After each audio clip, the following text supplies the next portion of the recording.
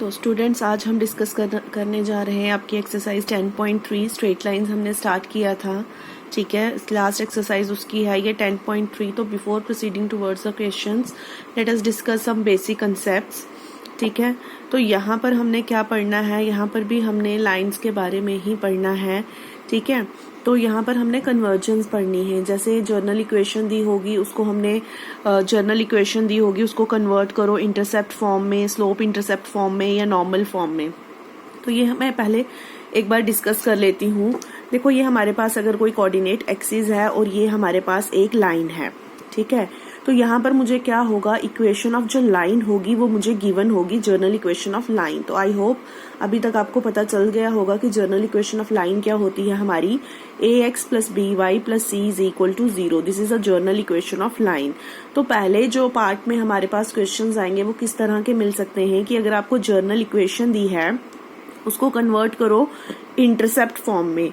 तो एक्सरसाइज 10.2 में हमने कल इंटरसेप्ट फॉर्म पढ़ी थी। क्या होती है, x upon A plus Y upon B is equal to 1। क्या होता है इंटरसेप्ट, अगर ये हमारी कोऑर्डिनेट एक्सिस है और एक लाइन कट कर रही है x एक्सिस पे भी y एक्सिस पे भी, तो ये ओरिजिन से लेके x एक्सिस पे जो इंटरसेप्ट होता है, कट होता है, यहाँ पे ये इंटरसेक्ट कर रही है इस पॉइंट पे, ये होता है हमारा x एक्सिस का इंटरसेप्ट और ये होता है हमारा y एक्सिस का इंटरसेप्ट। तो ये होती है हमारी इंटरसेप्ट फॉर्म।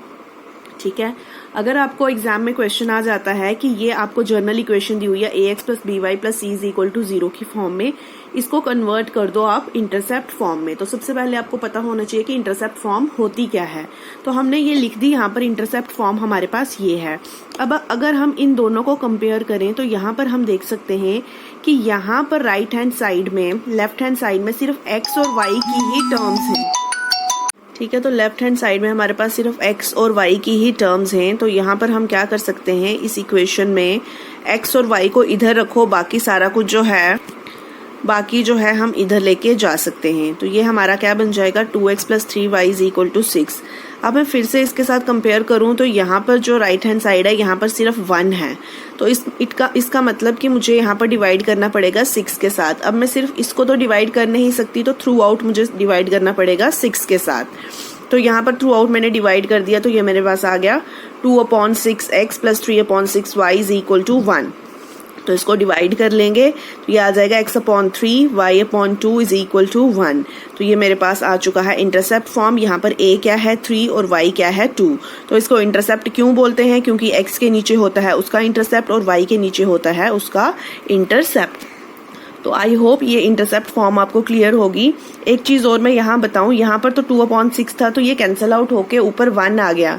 इन केस अगर यहाँ पर होता 5/6, ठीक है, तो ये कंसेप्ट में एक बार बता दूं, जैसे अगर यहाँ पर होता 5/6x plus 7/6y is equal to 1, तो मतलब फॉर एग्जाम्पल कंसिडर कर रही हूँ कि यहाँ पर 1 नहीं आता, मतलब इस तरह से कुछ कटेगा नहीं कि 1 आएगा। तो इस केस में हमने क्या करना है, जब स्लोप इंटरसेप्ट के साथ हम कंपेयर कर रहे हैं तो देखो इसका कोफिशिएंट भी 1 है, इसका कोफिशिएंट भी 1 है, मतलब x और y का जो कोफिशिएंट है दैट शुड बी यूनिटी।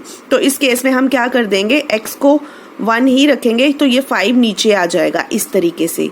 यहाँ y का कोफिशिएंट 1 रहेगा, ये इस तरीके से नीचे आ जाएगा। तो यहाँ पर अब a कितना हो जाएगा मेरा 6/5 और b कितना हो जाएगा 6/7। तो उस केस में इस तरीके से हमने ये क्वेश्चन हैंडल करना है। तो आई होप जब जर्नल इक्वेशन गिवन होगी और आपने इंटरसेप्ट फॉर्म निकालनी है तो आपको कोई भी प्रॉब्लम नहीं आनी चाहिए, किसी तरीके का भी क्वेश्चन आएगा। अब सेकंड देखते हैं बेटा, slope intercept form. Slope intercept form बेटा नाम से ही पता चल रहा है कि अगर ये मेरे पास एक एक्सिस है और ये एक लाइन इसको कर रही है, कट कर रही है, तो यहाँ पर मुझे एक तो स्लोप गिवन होगा, अगर मैं ले लेती हूँ m स्लोप है, और एक इंटरसेप्ट गिवन होगा। 2 इंटरसेप्ट गिवन नहीं होंगे, उसने बोला है स्लोप इंटरसेप्ट फॉर्म। एक स्लोप गिवन होगा और एक ही इंटरसेप्ट गिवन होगा, वो उनकी मर्जी है, वो एक्स एक्सिस का इंटरसेप्ट दे सकते हैं या वाई एक्सिस का इंटरसेप्ट दे सकते हैं। तो मैं आपको दोनों ही केसेस में फॉर्मूला बता देती हूँ। मान लो उन्होंने बोला है कि आपको एक स्लोप गिवन है और एक वाई इंटरसेप्ट जो है वो गिवन है। तो बच्चे अगर वाई इंटरसेप्ट गिवन है तो ये वाला पॉइंट हम आराम से निकाल सकते हैं। ये वाई एक्सिस है तो एक्स एक्सिस यहाँ पर 0 होगा और यहाँ से यहाँ वाई का डिस्टेंस कितना है, b है। तो ये जो पॉइंट है ये मेरा आ जाएगा 0b। अब आपके पास एक गॉडफादर फार्मूला हमने पढ़ा था 10.2 एक्सरसाइज में स्लोप इंटरसेप्ट फॉर्म का। क्या फार्मूला पढ़ा था अगर आपको याद हो, y minus y1 is equal to mx minus x1। m क्या था, स्लोप था, और x1 y1 क्या थे, पासिंग पॉइंट्स। यहाँ पर भी स्लोप मुझे गिवन है m और पासिंग पॉइंट्स मुझे इंटरसेप्ट गिवन था, तो y इंटरसेप्ट गिवन था अगर मैं ले रही हूँ तो यहाँ से पासिंग पॉइंट x1 y1 मुझे मिल जाएगा। x1 आएगा 0 और y1 आएगा b। तो ये गॉडफादर जो मेरा फॉर्मूला था इसमें हम वैल्यू सब्स्टिट्यूट कर देंगे। y तो वही रहेगा, y1 क्या आ जाएगा b, और m x माइनस x1 क्या है 0। तो इसको जब हम देखेंगे तो ये आ जाएगा y minus b is equal to mx, और इसको हम लिख सकते हैं y is equal to mx plus b। इसको स्लोप इंटरसेप्ट फॉर्म क्यों कहा जाता है, क्योंकि इस फार्मूले से बिल्कुल सीधा सीधा हमें जो x का कोफिशिएंट है वो स्लोप होगा मिल जाएगा, और जो b होगा वो y का इंटरसेप्ट होगा। तो ये फार्मूला हमारा लगेगा जब हमें y इंटरसेप्ट गिवन होगा। अब हम देख लेते हैं कि जब हमें y इंटरसेप्ट की जगह x इंटरसेप्ट गिवन होगा तब हमारा क्या हो जाएगा, स्लोप तो वही रहेगा। अब जो हमारा पॉइंट था पासिंग पॉइंट वो चेंज हो जाएगा, वो आ जाएगा a0। अब ये x1 है, ये y1 है, तो जब हम वैल्यू सब्स्टिट्यूट करेंगे तो ये मेरा आ जाएगा y is equal to m bracket में x माइनस a। यहाँ पर आप देख सकते हो m जो है सिर्फ x के साथ है और यहाँ m दोनों के साथ है। तो आपको 99.9% जो क्वेश्चंस आते हैं बेटा वो इसी फॉर्मूले के आते हैं। इस फॉर्मूले के क्वेश्चन आने के चांसेस 0 पॉइंट समथिंग है, लेकिन फिर भी आपको कंसेप्ट पता होना चाहिए। इन केस MCQ में या 1 नंबर के या 2 नंबर के किसी क्वेश्चन में अगर बेसिक कंसेप्ट आपको पूछ लेता है तो you should know each and everything regarding these formulas. तो आई होप आपको क्लियर है कि स्लोप इंटरसेप्ट फॉर्म क्या होगी, y is equal to mx plus b।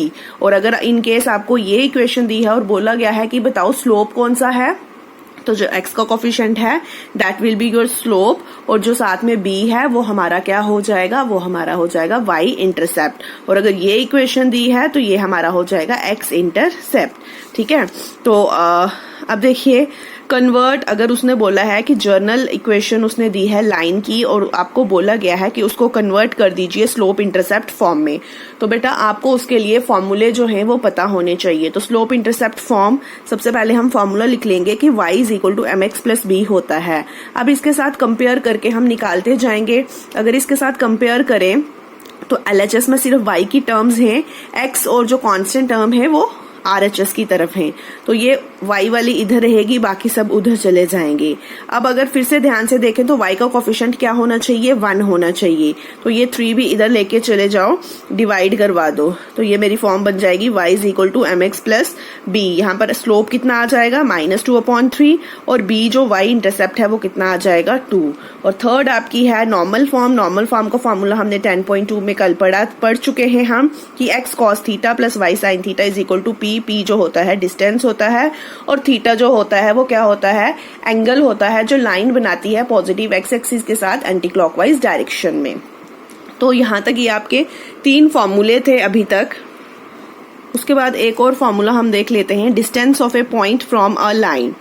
अब यहाँ पर क्या है बच्चे, हमें एक लाइन दी हुई है, ये कोऑर्डिनेट एक्सिस है, यहाँ पर एक लाइन गिवन है हमें, और ये जो लाइन है इसकी जर्नल इक्वेशन हमें गिवन होगी ax plus by plus c is equal to 0। ठीक है, लाइन है ना, लाइन गिवन है, और यहाँ पर कहीं कोई पॉइंट होगा, ये भी हमें गिवन होगा पॉइंट, यहाँ पर कहीं कोई पॉइंट होगा, इसको मैं नाम रख देती हूँ p, और इसके कोऑर्डिनेट्स में लिख लेती हूँ x1 y1, ये मुझे गिवन होगा। अब उसने बोला है इस पॉइंट से लेकर इस लाइन तक आपने डिस्टेंस निकालना है। आई नो आप लोगों के दिमाग में आ रहा होगा कि ऐसे ही क्यों निकाला, मैं तो डिस्टेंस ऐसे भी निकाल सकती हूँ, ये पॉइंट का यहाँ से यहाँ तक भी डिस्टेंस निकाल सकती हूँ, ये पॉइंट का यहाँ से यहाँ भी डिस्टेंस निकाल सकती हूँ, ये पॉइंट का मतलब कहीं भी तो निकाल सकती हूँ, सिर्फ मैंने ये क्यों लिया।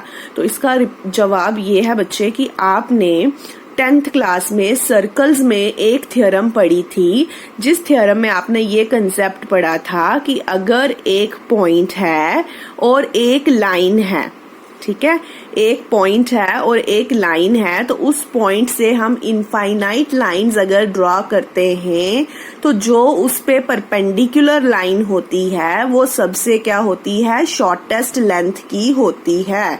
आई होप आपको रिमेम्बर हो गया होगा, ठीक है। तो यहाँ पर भी हमने क्या करना होता है कि जब पॉइंट और लाइन के बीच का डिस्टेंस निकालना है तो हम प्रेफर करते हैं कि उसका जो शॉर्टेस्ट डिस्टेंस है वो निकालते हैं। और शॉर्टेस्ट डिस्टेंस कौन सा होता है? किसी पॉइंट से लाइन पे जो परपेंडिकुलर डिस्टेंस होता है वो शॉर्टेस्ट डिस्टेंस होता है, ठीक है। तो इसका फॉर्मूला क्या आ जाएगा शॉर्टेस्ट डिस्टेंस का? मॉड ऑफ, ये जो लाइन थी ना, ये जो गिवन इक्वेशन है लाइन की, यही लिखनी है, लेकिन इसमें जो x1 y1 की जगह जो पासिंग पॉइंट्स हमें गिवन होंगे वो डाल देने हैं, और डिवाइडेड बाय अंडर रूट इसी का a square plus b square, और इसको लिखना है मॉड में, क्योंकि डिस्टेंस जो है वो नेगेटिव नहीं आना चाहिए, it should be positive. Second चीज, ये लास्ट फॉर्मूला है इस एक्सरसाइज में, distance between two parallel lines. अब ये दो पैरेलल लाइंस है बेटा। पैरेलल लाइंस पे पहले मैं थोड़ा सा बता देती हूँ आपको कि अगर मेरे पास एक ये लाइन है ना 2x + 3y + 6 = 0, और मुझे बोला गया है इसके पैरेलल एक और लाइन निकालिए, तो क्या होता है मेथड?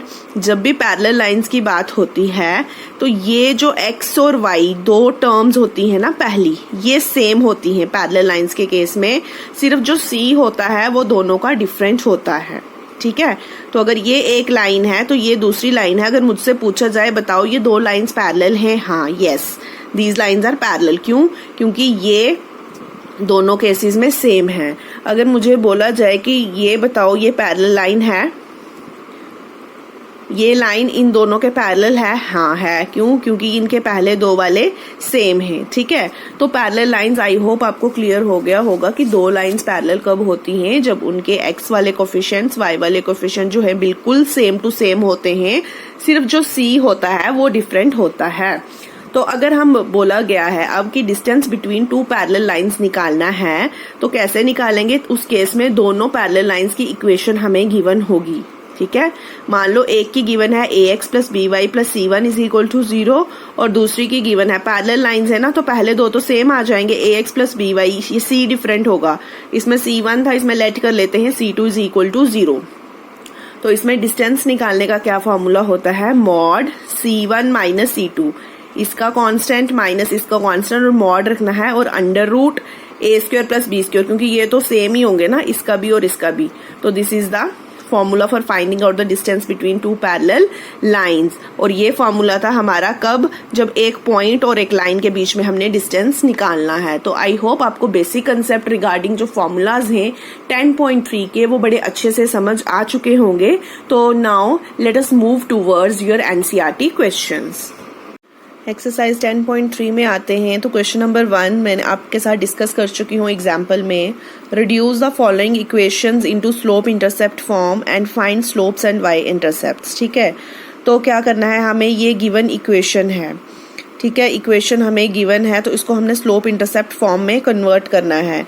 तो ये कौन सी फॉर्म में इक्वेशन हमें गिवन है? ax + by + c = 0, मतलब जर्नल फॉर्म में गिवन है। हमने स्लोप इंटरसेप्ट फॉर्म मैंने आपको पढ़ाई थी, क्या थी? y = mx + b। तो इसमें मुझे इसको कन्वर्ट करना है, ठीक है, इसको कन्वर्ट करना है इस फॉर्म में। तो इसको ले आओ। पहले हमने क्या करना है, यहाँ पर y वाले को रखना है इस साइड और बाकी सब कुछ जाएगा उस साइड। तो 7y = -x। अब y का कोफिशिएंट बनाना है 1, तो y = -1/7x। तो इसको हम लिख सकते हैं, यहाँ पर b क्या है? 0 है, तो m कितना आ गया यहाँ पर? -1/7, और y इंटरसेप्ट कितना आएगा यहाँ पर? 0 आएगा। तो इस तरीके से ये वाले जो पार्ट्स हैं क्वेश्चन नंबर 1 के आपने सॉल्व करने हैं, ठीक है। इसका क्वेश्चन नंबर 2 ये भी हम डिस्कस कर चुके हैं कि reduce the following equations into intercept forms and find their intercept on the axis. तो कुछ नहीं करना, सबसे पहले ये जर्नल फॉर्म दी हुई है। इंटरसेप्ट फॉर्म हमारी क्या होती है? इंटरसेप्ट फॉर्म होती है बच्चे हमारी x/a + y/b = 1। इसको कन्वर्ट करना है इस फॉर्म में। तो मैंने आपको बताया था कि यहाँ पर x और y रखना है, बाकी कांस्टेंट टर्म को ले जाएंगे उधर, कांस्टेंट को लेके चले गए हैं उधर। अब यहाँ पर मुझे बनाना है 1, तो थ्रू आउट डिवाइड कर दो 12 के साथ। तो ये मेरा बन जाएगा x/4 + y/6 = 1। ये आ जाएगी इंटरसेप्ट फॉर्म। और उसने बोला है इंटरसेप्ट्स बताइए एक्सिस पे। तो x का इंटरसेप्ट क्या है? a 4, और y का इंटरसेप्ट b है 6, ठीक है। तो x इंटरसेप्ट, x के नीचे वाला x इंटरसेप्ट होता है, y के नीचे वाला y इंटरसेप्ट होता है। तो इसी तरह से क्वेश्चन नंबर 2 के भी बाकी जो पार्ट्स हैं वो सॉल्व हो जाएंगे। अब चलते हैं क्वेश्चन नंबर 3 की तरफ। Reduce the following equations to normal form. जो फॉलोइंग ये इक्वेशंस हमें गिवन है, इनको हमने नॉर्मल फॉर्म में चेंज करना है। Find their perpendicular distances from the origin. Perpendicular distance हमने निकालना है और angle between perpendicular and positive X axis. तो नॉर्मल फॉर्म मैंने कल आपको बताई थी, ये हमारा कोऑर्डिनेट एक्सिस है, ये एक लाइन होती है। तो ये जो लाइन है ओरिजिन से ये जो होता है इसका परपेंडिकुलर डिस्टेंस होता है, और ये जो एंगल होता है ये थीटा होता है। और इस लाइन की इक्वेशन जो होती है वो होती है X cos theta plus Y sine theta is equal to P. तो उसने क्या बोला है कि आपको इस इक्वेशन को नॉर्मल फॉर्म में चेंज करना है, इस फॉर्म में चेंज करना है और परपेंडिकुलर डिस्टेंस बताना है, मतलब ये पी की वैल्यू बतानी है और ये जो थीटा है ये भी आपने बताना है। तो थीटा कैसे निकलेगा, जब हम इसको सॉल्व करेंगे तो जो राइट हैंड साइड पे वैल्यू आएगी वो पी हो जाएगी और जो थीटा की वैल्यू आ जाएगी वो हमारा एंगल हो जाएगा जो परपेंडिकुलर और एक्स एक्सिस के बीच में बना हुआ है। तो आइए इसके 3 पार्ट हैं, एक पार्ट मैं अच्छे से समझाती हूँ, बाकी के 2 पार्ट सब खुद करेंगे। तो जैसे इसका फर्स्ट पार्ट मैंने ले लिया x minus √3y + 8 is equal to 0। अब इसमें अगर नॉर्मल फॉर्म की बात करें तो नॉर्मल फॉर्म हमारी क्या होती है, x cos theta plus y sin theta is equal to p। कई बुक्स में इसको आपको x cos omega plus y cos omega is equal प्लस y sin omega is equal to p भी लिखा होगा, तो कोई इशू नहीं है। ठीक है, अब देखो बेटा एक बात आपने ध्यान में रखनी है कि ये जो डिस्टेंस है ना, परपेंडिकुलर डिस्टेंस, ये जो p है ये कभी भी आपका नेगेटिव नहीं आना चाहिए, it should be always positive. ठीक है, तो अगर यहाँ पर नेगेटिव आ रहा है ना तो माइनस कॉमन लेके वो माइनस इधर ट्रांसफर आप कर देंगे, लेकिन इसको कभी भी नेगेटिव नहीं लिखेंगे। और दूसरी चीज, ये थीटा और ये थीटा जो वैल्यूज हैं, ये जो दोनों एंगल्स हैं, ये भी हमेशा इक्वल होने चाहिए। ठीक है, डिफरेंट डिफरेंट नहीं होने चाहिए। अब बढ़ते हैं क्वेश्चन की ओर। नॉर्मल फॉर्म की अगर हम बात करें, इसके साथ कंपेयर करें तो आप देख सकते हैं अच्छे से कि इसके लेफ्ट हैंड साइड में सिर्फ x और y वाली टर्म्स हैं और बाकी कांस्टेंट जो है वो दूसरी साइड चला जाता है। तो इसको हम लिख सकते हैं x और y वाली इधर और 8 आ गया इधर। अभी मैंने आपको बोला कि ये p होता है और ये कभी भी नेगेटिव नहीं होता, तो यहाँ पर तो नेगेटिव आ चुका है, अब मुझे इसको बनाना पड़ेगा पॉजिटिव। तो दोनों साइड्स मल्टीप्लाई कर देंगे हम माइनस के साथ, तो ये आ जाएगा -x plus √3y is equal to 8।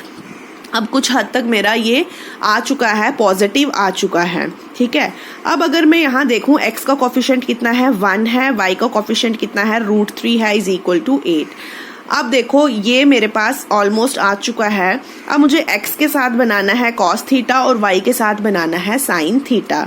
तो अगर मैं टेबल वैल्यूज की बात करूं बेटा तो -1 की जगह मैं लिख सकती हूँ cos of 0 into x, लेकिन प्लस √3 की भी मेरे पास कोई वैल्यू होनी चाहिए इन टर्म्स ऑफ साइन। लेकिन जो है टेबल वैल्यूज अगर हम देखें तो साइन 0 0 होता है, साइन 30 डिग्री 1/2 होता है, साइन 45 डिग्री 1/√2 होता है, साइन 60 डिग्री √3/2 होता है और साइन 91।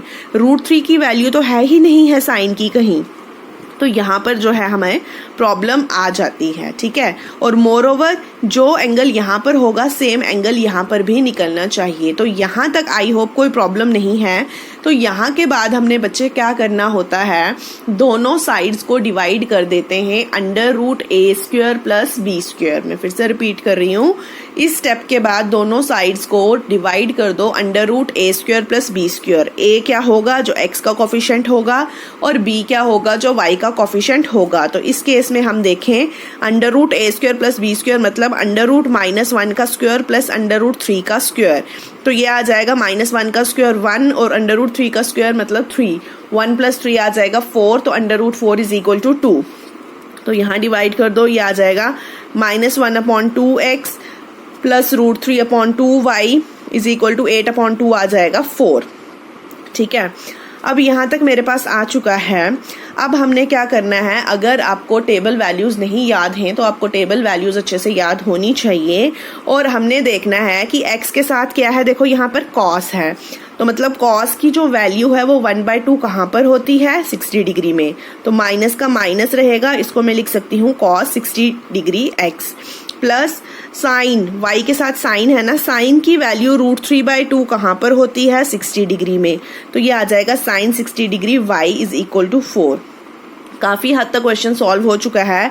99% बच्चों को इस स्टेप के बाद आती है प्रॉब्लम। वो यहाँ पर लिख देते हैं कि थीटा आ गया 60 डिग्री और P आ गया 4, लेकिन अगर इस इक्वेशन के साथ कंपेयर करें तो ये भी पॉजिटिव है, ये भी पॉजिटिव है, ये भी पॉजिटिव है, तो माइनस तो होना ही नहीं चाहिए। तो इस माइनस को हमें क्या करना पड़ेगा, रिमूव करना पड़ेगा ट्रिग्नोमेट्री यूज करके। जिसने अच्छे से पढ़ी है वही यहाँ पर कंसेप्ट वो लगा सकता है।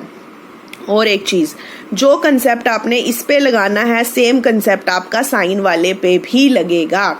अब मुझे क्या करना है, मुझे एक कोऑर्डिनेट बनाना है। हाँ, ये चलो मैंने बना दिया। मैंने कोऑर्डिनेट एक्सिस बना दी। अब मुझे क्या फाइंड आउट करना है कि इस कोऑर्डिनेट एक्सिस में मुझे एक क्वाड्रेंट ऐसा ढूंढना है। अगर तो यहाँ माइनस नहीं आता बच्चे तो मेरा क्वेश्चन जो था वो निकल चुका था। मैं लिख सकती थी कि एंगल यहाँ 60 डिग्री है और P यहाँ पर 4 है, लेकिन यहाँ माइनस जो है वो प्रॉब्लम क्रिएट कर रहा है। तो इसलिए अब मुझे क्या करना पड़ेगा, मुझे ऐसा क्वाड्रेंट ढूंढना पड़ेगा 4 क्वाड्रेंट्स में से जहां पर कॉस जो है वो नेगेटिव है और साइन जो है वो पॉजिटिव है। ठीक है, तो चलिए कोऑर्डिनेट एक्सिस में चलते हैं। मैंने आपको सिखाया था ऐड शुगर टू कॉफी। यहाँ पर क्या होता है, ऑल पॉजिटिव। यहाँ पर क्या होता है, साइन और कोसेक पॉजिटिव होते हैं, बाकी नेगेटिव। यहाँ पर टैन और कॉट पॉजिटिव होते हैं, बाकी नेगेटिव। यहाँ पर कॉस और सेक पॉजिटिव होते हैं, बाकी नेगेटिव। तो अगर हम देखें तो ये सेकेंड क्वाड्रेंट है जहाँ पर हमें क्या मिल रहा है, साइन पॉजिटिव मिल रहा है और जो कॉस है वो नेगेटिव मिल रहा है। इसका मतलब जो ट्रांसफॉर्मेशन है वो मैं सेकेंड क्वाड्रेंट में कर सकती हूँ। अब सेकंड क्वाड्रेंट में मैं ये नहीं लिख सकती 90 प्लस समथिंग, क्यों? क्योंकि उस केस में क्या हो जाएगा, ट्रांसफॉर्मेशन हो जाती है वाई एक्सिस पे। कॉस साइन में चेंज हो जाएगा और साइन कॉस में चेंज हो जाएगा, जो कि नहीं होना चाहिए। तो इसीलिए टू अवॉइड ट्रांसफॉर्मेशन मुझे क्या करना पड़ेगा, ये 180 एक्स एक्सिस को लेना पड़ेगा। तो एक्स एक्सिस को मैं ले सकती हूँ, इसको मैं माइनस कॉस 60 को अब क्या लिख सकती हूँ, कॉस ऑफ 180 माइनस 60। सिमिलरली इसको भी लिखना पड़ेगा, sine of 180 minus 60 is equal to 4। अब 180 में से 60 जाएंगे तो आ जाएगा 120 और साइन में से साइन 180 माइनस 60 जाएगा तो आ जाएगा 120 इज इक्वल टू 4। देखो अब सब पॉजिटिव हो चुके हैं, दोनों एंगल सेम हैं और ये P भी पॉजिटिव है। तो परपेंडिकुलर डिस्टेंस यहाँ से आ जाएगा मेरा 4, थीटा मेरा आ जाएगा, जो एंगल निकालना था 120 डिग्री, और जो नॉर्मल फॉर्म की इक्वेशन है वो आ जाएगी cos 120 degree x plus sign 120 degree y। तो इसी तरीके से जो आपने सेकंड पार्ट और थर्ड पार्ट करने हैं। ठीक है, अगर किसी स्टेप में कोई डाउट है तो ये वीडियो एक बार फिर से रिमाइंड करके यहाँ पर देखिए। बहुत ही इजी मेथड है, थोड़ी सी कंसंट्रेशन की ज़रूरत है। और यहाँ पर जो कंसेप्ट हैं आपके ट्रिग्नो के ऑलमोस्ट हर क्वेश्चन में लग रहे हैं स्ट्रेट लाइंस के, तो आपने ट्रिग्नो के कंसेप्ट जो हैं बेसिक कंसेप्ट वो थोड़े से स्ट्रॉन्ग कीजिए। ठीक है, now let us move towards question number 4। Question number 4 में हमारे पास क्या है, find the distance of the point. Point given है और लाइन गिवन है, इनका डिस्टेंस निकालना है हमने। ठीक है, सबसे पहले लाइन देखो, अगर हमें इस तरीके से गिवन है, पहले इसको सिंप्लीफाइड वे में जर्नल इक्वेशन की फॉर्म में बनाइए। ax plus B Y plus C is equal to 0। तो इसको मल्टीप्लाई वगैरह कर लिया, ये मेरे पास बन चुकी है अब ax plus B Y plus C is equal to 0 form में। अब इसका फॉर्मूला मैंने आपको बताया था बेसिक कंसेप्ट में कि शॉर्टेस्ट डिस्टेंस का फॉर्मूला हमने लगाना है, और वो क्या होता है, ax1 plus B Y 1 plus C का mod divided by under root a square plus B square. तो यहाँ पर अगर हम देखें, ठीक है, यहाँ पर x1 y1 क्या दिया है हमें, -1 और 1।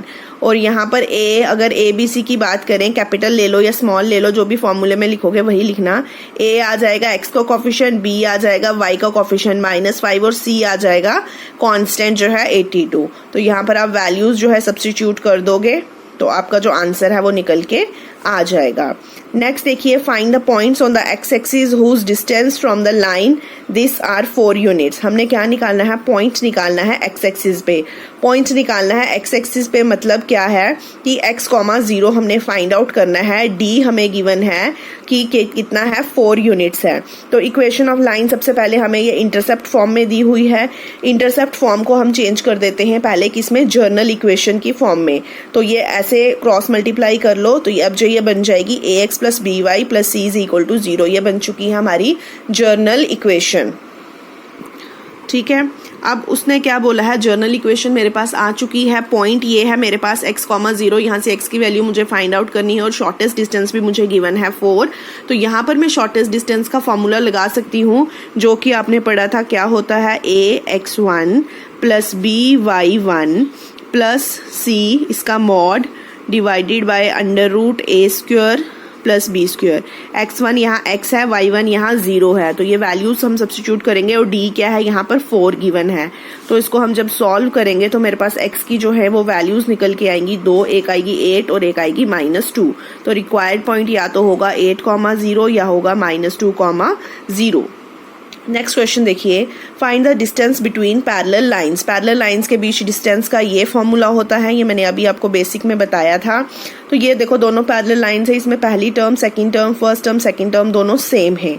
ठीक है, तो हमने क्या करना है, डिस्टेंस निकालना है। तो a1 आएगा 15, b1 आ जाएगा मेरे पास 8, चाहे a और b ही लिखो इसको, और c1 क्या है यहाँ -34 और c2 क्या है 31। तो इस फॉर्मूले में हम वैल्यूज जो है सब्स्टिट्यूट करेंगे तो हमारा जो आंसर है वो आ जाएगा। इसी तरह से इसका सेकंड पार्ट भी करना है। ठीक है, नेक्स्ट देखिए, find the equation of a line parallel to the line this and passing through the point this. हमने एक इक्वेशन निकालनी है। ठीक है, बहुत थोड़ा सा ध्यान से समझिए, क्वेश्चन बहुत इजी क्वेश्चन है।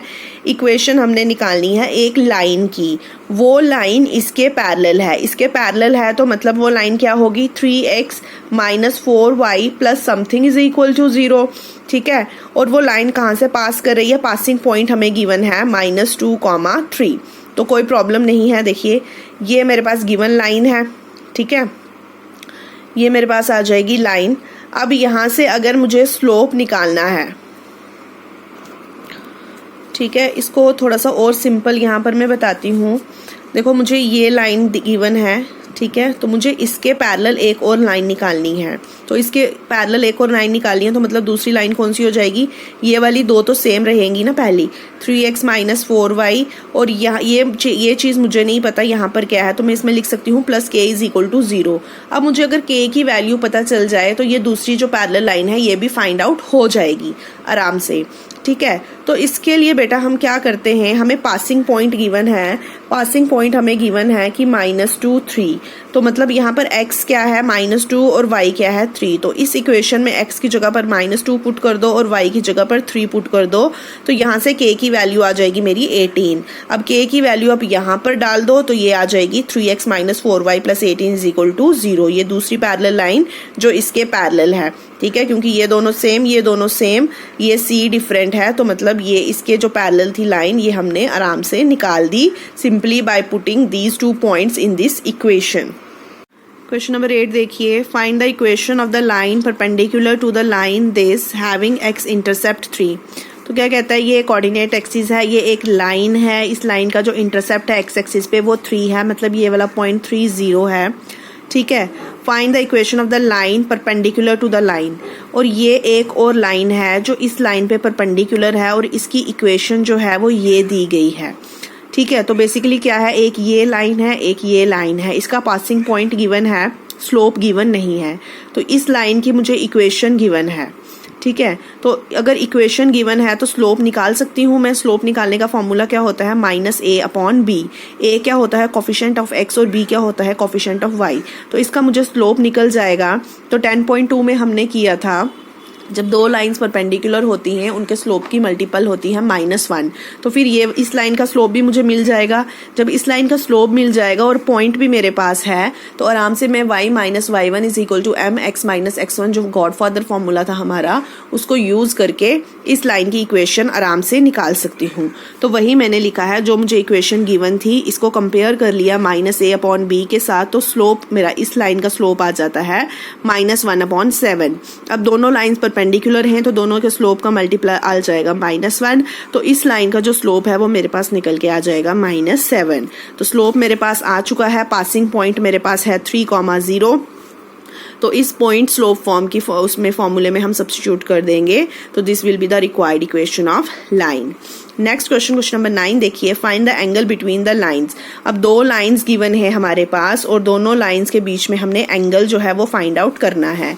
तो देखो दो लाइंस के बीच एंगल ये भी हो सकता है, ये भी हो सकता है, ये भी हो सकता है और ये भी हो सकता है। तो हमें पता है ये वाला एंगल और ये वाला एंगल इक्वल होते हैं वर्टिकली अपोजिट एंगल, और ये वाला एंगल और ये वाला एंगल इक्वल होते हैं वर्टिकली अपोजिट एंगल्स। तो कोई एक एंगल अगर मैं निकाल लेती हूँ, अगर ये निकाल लेती हूँ और ये भी आ जाएगा, फिर लीनियर पेयर एक्सियम से 180 माइनस 30 करेंगे तो ये आ जाएगा, ठीक है। अब ये वाला एंगल और ये वाला एंगल बराबर हो जाएंगे और ये वाला एंगल और ये वाला एंगल बराबर हो जाएंगे, ठीक है। तो अब मुझे क्या करना है, मुझे एंगल निकालना है और एंगल का फॉर्मूला मुझे पता है क्या होता है, tan theta is equal to m2 minus m1 divided by 1 plus m1 m2, ठीक है। अब यहाँ पर मुझे क्या चाहिए, स्लोप चाहिए m1 और m2। तो अगर मैं देखूँ दोनों इक्वेशंस गिवन हैं, दोनों से मैं आराम से स्लोप निकाल सकती हूँ। यहाँ पर स्लोप क्या आ जाएगा, -a/b मतलब -√3। यहाँ पर स्लोप आ जाएगा -a/b मतलब -1/√3, ठीक है। यहाँ हम ऐसे भी कर सकते थे, एक का निकालेंगे, दूसरी परपेंडिकुलर है उस पर तो दूसरी का भी निकल जाएगा। तो दोनों स्लोप्स m1 और m2 की वैल्यूज मेरे पास आ चुकी हैं। अब tan थीटा में हम सब्स्टिट्यूट करेंगे, जब मॉड हटाएंगे यहाँ पर प्लस माइनस थीटा आ जाएगा, तो दो वैल्यूज हमारे पास निकल के आएंगी। तो ये आ जाएगा थीटा इज इक्वल टू π/6। एक एंगल मेरे पास आ चुका है π/6 मतलब 30 डिग्री मेरे पास आ चुका है। तो अगर ये 30 डिग्री है तो ये पूरा 180 में से 30 निकालूंगी तो ये 150 निकल के आएगा। तो इसका मतलब दो एंगल्स ये 30-30 के आ जाएंगे और ये 150-150 के एंगल्स आ जाएंगे। तो इस तरीके से जो क्वेश्चन नंबर 9 है वो हमने सॉल्व करना है।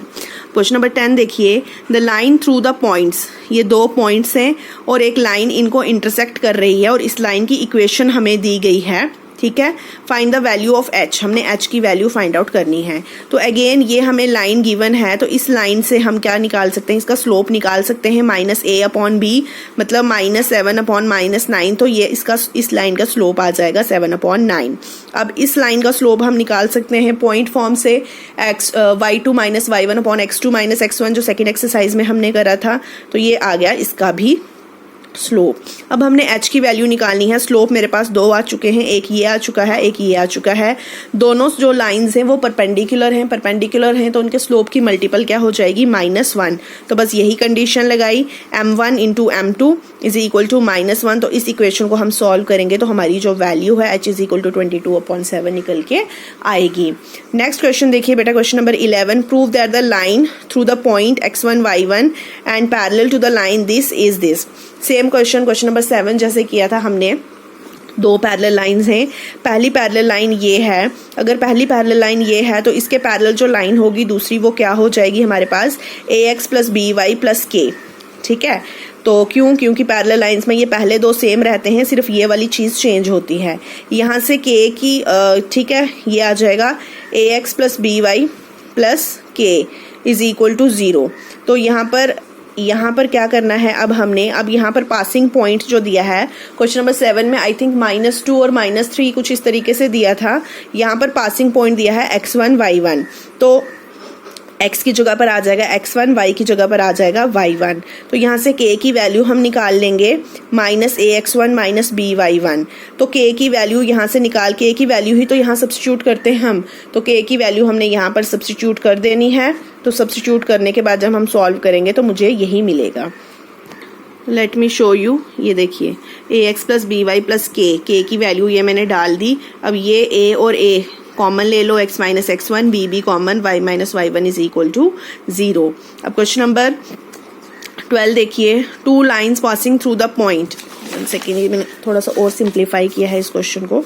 यहाँ पर देखिए ये दो लाइंस है, एक P है एक L है, दोनों लाइंस पास कर रही हैं किसी एक पॉइंट से 2,3 intersect each other at 60 degree का एंगल बना रही हैं। If slope of one line is 2, अगर इस लाइन का स्लोप जो है वो 2 है तो हमने क्या करना है, इस लाइन की जो दूसरी लाइन है उसकी इक्वेशन निकालनी है, ठीक है। तो कोई प्रॉब्लम नहीं है। देखो यहाँ पर एंगल हमें गिवन दिया है, तो एंगल गिवन दिया है और स्लोप एक लाइन का दिया है, तो मैं क्या यूज कर सकती हूँ, एंगल बिटवीन टू लाइंस। तो ये आ जाएगा मेरे पास tan थीटा। मुझे बेसिकली निकालना क्या है, इक्वेशन निकालनी है इस लाइन की। पासिंग पॉइंट मेरे पास है, मुझे अगर ये वाला स्लोप मिल जाए तो मैं इस लाइन की इक्वेशन आराम से निकाल सकती हूँ। तो स्लोप निकालने के लिए एक स्लोप और एक एंगल मुझे गिवन है, तो मैं एंगल बिटवीन टू लाइंस का फॉर्मूला लगाऊंगी। ठीक है, तो यहाँ से ये वाला स्लोप m1 मुझे गिवन है 2 और m2 मुझे निकालना है। तो यहाँ से मॉड को हटाएंगे तो +-3 इज इक्वल टू ये आ जाएगा। तो इसको दो साइन लेने पड़ेंगे, पहले पॉजिटिव साइन लेके इसको सॉल्व करेंगे तो मेरे पास m2 आ जाएगा ये, फिर नेगेटिव साइन लेके सॉल्व करेंगे तो m2 आ जाएगा ये। अब मुझे क्या निकालना है, मुझे निकालना है इसमें इक्वेशन ऑफ लाइन। अब स्लोप मेरे पास आ चुका है और पासिंग पॉइंट मुझे ऑलरेडी गिवन है 2,3। तो इस फॉर्मूले में हम वैल्यू सब्स्टिट्यूट करेंगे, y minus y1 is equal to m2 x minus x1। ये आ जाएगा x1 y1 और m2 एक बार ये डाल के निकालेंगे वैल्यू और एक बार ये डाल के निकालेंगे। तो इस तरीके से ये जो क्वेश्चन है हमारा सॉल्व हो जाएगा। क्वेश्चन नंबर 13 देखिए, find the equation of the right bisector of the line segment joining the points. ये राइट बाइसेक्टर है, ये कोई परपेंडिकुलर लाइन है, इस लाइन की हमने इक्वेशन निकालनी है और ये जो है दो पॉइंट्स हमें गिवन है। तो यहाँ से पहले इन दो पॉइंट्स को यूज करके हम स्लोप निकाल लेंगे। स्लोप आ जाएगा 1/2।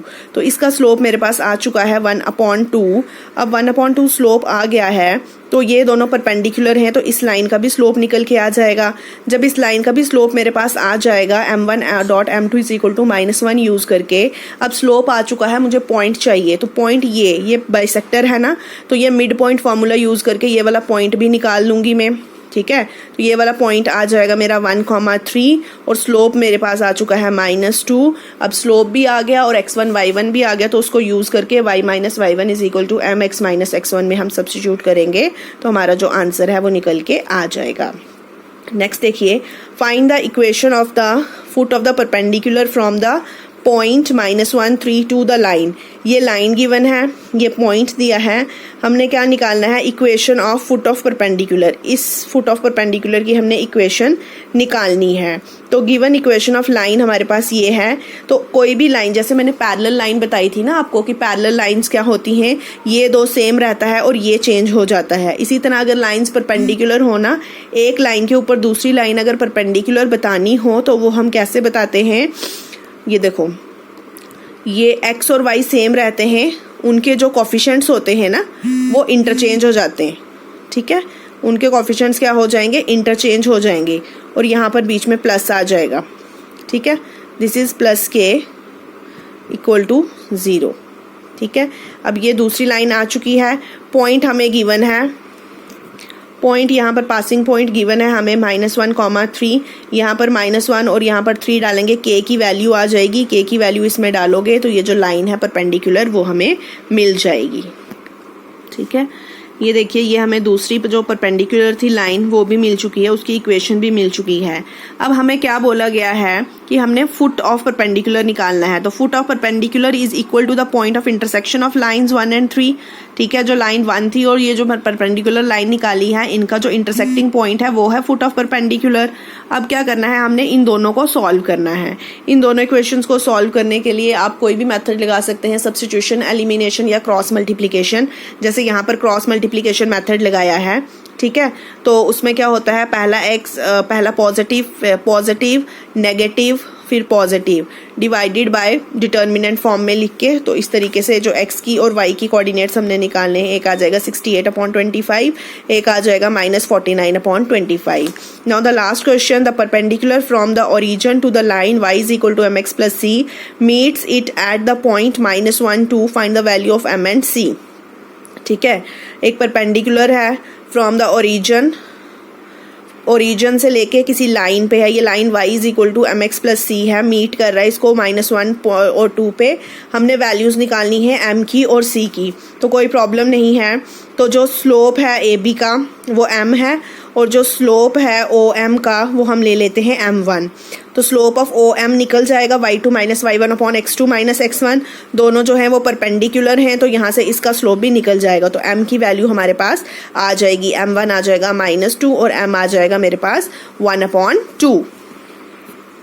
ठीक है, तो यहाँ पर आ जाएगा हमारे पास ये दोनों स्लोप्स की value. Find the values of m and c। तो m यहाँ से हमारे पास आ चुका है। अब हमने क्या निकालना है, क्वेश्चन में उसने बोला है find the values of m and c। तो m हमारे पास आ चुका है, अब हमने c की वैल्यू निकालनी है। तो इस इक्वेशन में डाल दो y is equal to mx plus c। Passing point देखो ये आ जाएगा x की, ये आ जाएगा y की वैल्यू, और m की अभी हमने निकाली 1/2। तो ये इस इक्वेशन में हम डाल देंगे तो c की वैल्यू आ जाएगी मेरे पास 5/2। तो स्टूडेंट्स वीडियो काफ़ी ज़्यादा लेंथी हो चुकी है, तो आई होप अब बाकी के जो क्वेश्चंस थोड़े से रह गए हैं 2-4 वो आप खुद सॉल्व कर सकोगे। इतना मैंने आपको बेसिक क्वेश्चंस बेसिक तरीके से करवाए हैं कि अब वो वाले आगे वाले क्वेश्चंस आप खुद सॉल्व कर सकते हो। इन केस फिर भी अगर किसी को किसी क्वेश्चन में कोई प्रॉब्लम होगी तो you can ask me. Okay, thank you बेटा।